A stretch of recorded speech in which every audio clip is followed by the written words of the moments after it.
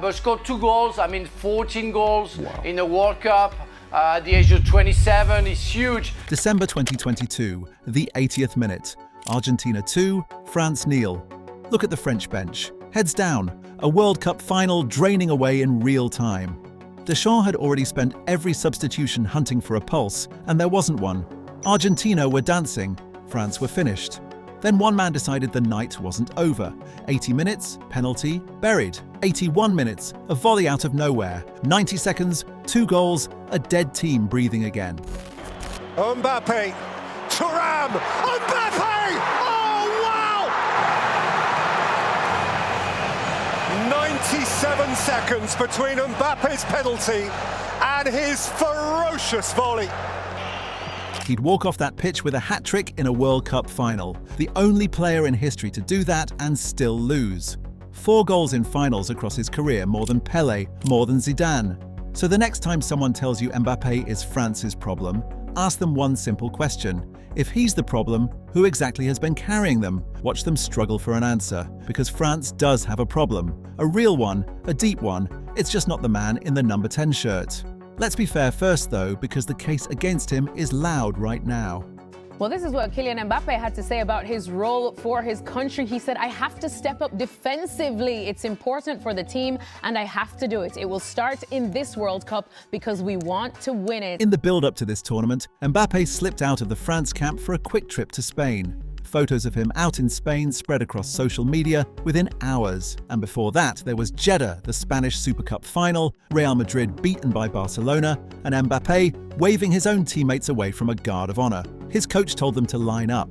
Mbappé told them to walk off. Days later, that coach was out of a job. Ego, that's the word that follows him everywhere, and honestly, it isn't invented. There's a streak in him that wants the big moment to belong to him and nobody else. But this is exactly where the lazy take ends and the real story begins. In his head, and it is a big head, he's got a big head, and he's an ego, he's got a big ego. It's all about him, right? It is all about him, and he hasn't played well this season. Look at what this man actually carries on his back. 56 goals for France, closing in on Olivier Giroud's all-time record, and he's still in his 20s. 12 goals at World Cups across 2 tournaments. A winner's medal at 19, the youngest player to score in a final since Pelé, a hat-trick in a losing final 3 years later, and at club level this season, 42 goals for Real Madrid. Top scorer in the Champions League, the single most dangerous footballer alive. Now line up the rest of France's attack beside him. Dembélé, a Ballon d'Or winner. Olise, Doué, Barcola. Seriously gifted players, every one of them. Put their France goal tallies next to his and the numbers look like insects beside an elephant. That's not disrespect, it's scale. France isn't short of forwards. France is carrying a once-in-a-generation one, and when the goals dry up, the whole country points the finger in the wrong direction. Here's the part nobody wants to put on a thumbnail. Go back to 2018, the team that actually lifted the trophy. Everyone remembers Mbappé exploding onto the world stage. Almost nobody remembers the engine behind him. Kanté, Pogba, Matuidi. A midfield that won the ball, dictated the tempo and shielded the back 4. Mbappé ran free because 3 men did the ugly work, so he never had to. Now look at this midfield. Tchouaméni anchoring, Rabiot beside him. Tchouaméni shields the back 4 brilliantly, but ask who carries the ball 40 yards and breaks a line, and the answer is nobody. It goes sideways, then up to Mbappé on the last shoulder, and hope, dependable players, but the control is gone. The tempo is gone. Nobody in this team bends a match to their will the way that 2018 trio did, week after week. And we've already seen the bill come due. Euro 2024. France marched all the way to the semi-final and scored exactly 1 goal from open play in the entire tournament. 1. Everything else was an own goal or a penalty. Sit with that, a forward line worth €500 million, and across a whole European championship, it manufactured a single open play goal, a Kolo Muani header in the 8th minute against Spain, teed up by a Mbappé cross. Minutes later, Spain scored twice, and France were gone. That wasn't a striker problem. The finishers were starving. Even Deschamps brushed it off. We don't want this to be a psychological barrier, he said, as if it were a confidence wobble and not a structural one. But it was structural. It was a supply problem, and supply comes from midfield. That's the bigger issue, not the man finishing the chances, the men who are supposed to create them. It's the same story out wide too. Remember Pavard's screamer against Argentina in 2018, a right-back arriving in the box, settling a World Cup tie. That's the balance France lost and never replaced. Width and goals going forward, protection coming back. So opponents have learned the trick. Choke the middle, smother the flanks, and leave Mbappé stranded on the last line. Starve him of the ball, then call him selfish for chasing it.